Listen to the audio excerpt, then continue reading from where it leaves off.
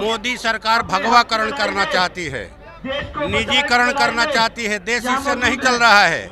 ये चाहते हैं कि भविष्य में अडानी अंबानी ही इस देश को चलाएं, सरकार भी ठेके पर जाएगी। इन लोगों को अंधविश्वास चाहिए। माननीय प्रधानमंत्री जी जवाब नहीं दे पाए, लोकसभा के अंदर आए और बोलकर चले गए। रोज दिन ये हिंदू मुसलमान गाय गैरो हिंदू हिंदुस्तान पाकिस्तान मंदिर मस्जिद यही कर रहे हैं। जो सरकार लोगों के हाथ से रोजगार छीन रही है, मुंह से रोटी छीनने का जुगाड़ है, सिर से छत छीन रही है, ये सरकार लूट और भ्रष्टाचार की सरकार है। समाज में तनाव पैदा कर रहा है, उससे बड़ा भी गद्दार होगा ये लोग। सबसे बड़े गद्दार ये लोग हैं देश के, जिनके देश की आज़ादी की लड़ाई में कोई भूमिका नहीं रही। ये लोग देशभक्ति का सर्टिफिकेट बांट रहे हैं। जो लोग अंग्रेजों की दलाली किए, गद्दारी किए, देश के साथ की, अंग्रेजों का साथ देना है, मुसलमानों के खिलाफ में लड़ना है, अंग्रेजी काल से ही ये लोग आज राष्ट्रभक्त बने हुए हैं। अंग्रेजों को भागना पड़ा और इन्हें भी भागना पड़ेगा। गांव गांव में गुस्सा इकट्ठा हो रहा है लोगों का। नमस्कार, आप देख रहे हैं नेशनल दस्तक और हमारे साथ हैं आरा के सांसद सुदामा प्रसाद जी। और आज जंतर मंतर पे न्यू एजुकेशन पॉलिसी, नई शिक्षा नीति जो 2020 में बना है, उसको लेकर यहाँ विरोध प्रदर्शन चल रहा है। यहाँ बहुत सारे छात्र संगठन आए हुए हैं हमारे साथ बातचीत करने। सुदामा जी, सबसे पहले तो आपका स्वागत है। क्या कहना चाहेंगे सर इस शिक्षा नीति? पूरे देश का मोदी सरकार भगवाकरण करना चाहती है, निजीकरण करना चाहती है। देश इससे नहीं चल रहा है। ये चाहते हैं कि भविष्य में अडानी अंबानी ही इस देश को चलाएं, सरकार भी ठेके पर जाएगी। सेना में, फौज में ठेका पर था, शिक्षा में ठेका पर था, जितने जीवन के क्षेत्र हैं सब में ठेकेदारी ये लोग बहाल कर रहे हैं। तो बिना पढ़े हुए, बिना नेट की डिग्री के, बिना पीएचडी की डिग्री के ये प्रोफेसर कैसे बना देंगे, वीसी कैसे बना देंगे?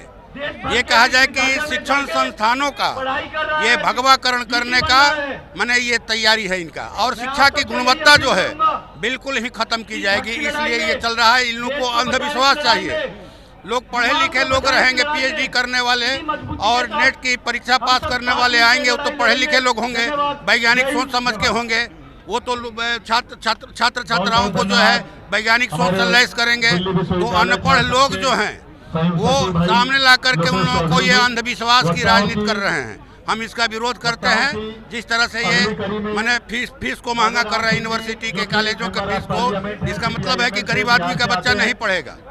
गरीब आदमी का बच्चा पढ़ेगा ना, इतनी महंगी फीस पर कहाँ से पढ़ेगा? इसलिए आज जो इंडिया गठबंधन के तमाम छात्र युवा संगठन यहाँ इकट्ठा हुए हैं, इसके खिलाफ में, इसको खत्म करने के लिए हम इनके समर्थन में आए हैं। यहाँ पर मैं अपने पार्टी के संसदीय दल के नेता कॉमरेड राजा राम सिंह उनके साथ आए हैं। सुदामा जी, पश्चिमी देश लगातार शोध में है, शिक्षा में शोध कर रहे हैं, अंतरिक्ष में शोध कर रहे हैं, लेकिन भारत जो है कब्र खोद रहा है, मस्जिद में मंदिर खोद रहा है। क्या कहेंगे? ये तो आए थे 2 करोड़ नौकरी देने के नाम पर कि हर साल नौकरी देंगे।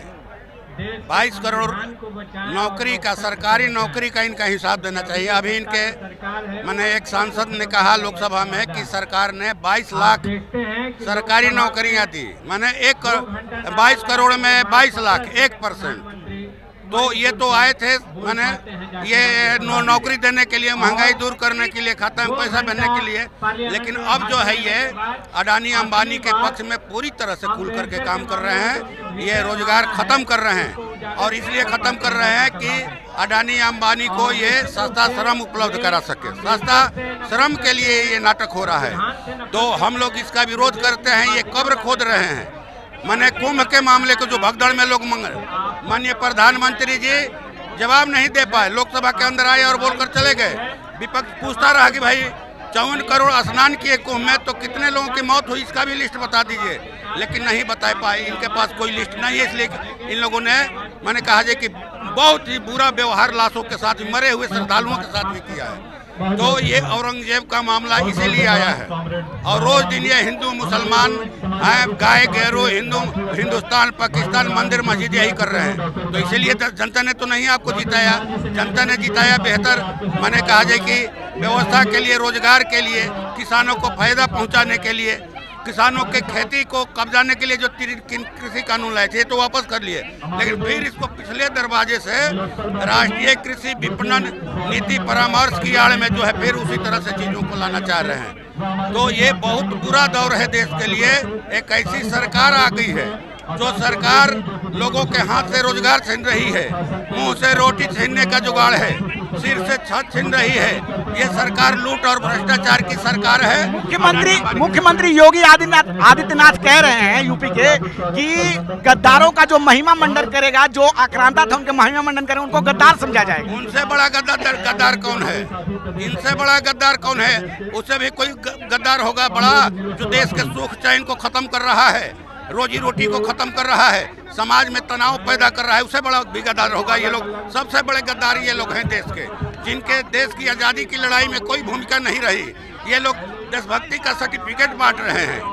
जो लोग अंग्रेजों की दलाली किए, गद्दारी किए, देश के साथ की, अंग्रेजों का साथ देना है, मुसलमानों के खिलाफ में लड़ना है, अंग्रेजी काल से ही ये लोग आज राष्ट्रभक्त बने हुए हैं, राष्ट्रभक्ति की परिभाषा बता रहे हैं। सर, एआई चैटबॉट ग्रोक आया और उससे सवाल करने पे सरकार ने ये कर दिया कि कोई अगर गलत सवाल करता है, कोई सवाल करता है तो उसके ऊपर कार्रवाई की जाएगी, क्योंकि एलन मस्क की कंपनी है, अमेरिका की कंपनी है, उस पर तो कार्रवाई कर नहीं सकते हैं। इस पे क्या कहना चाहें कि सवाल पूछने वालों के खिलाफ का अंत आ रहा है।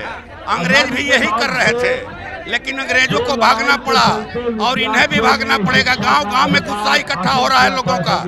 लोग जो महंगाई के कारण और बेरोजगारी के कारण हम पूरी तरह से कहा जाए कि पूरी तरह से प्रभावित है।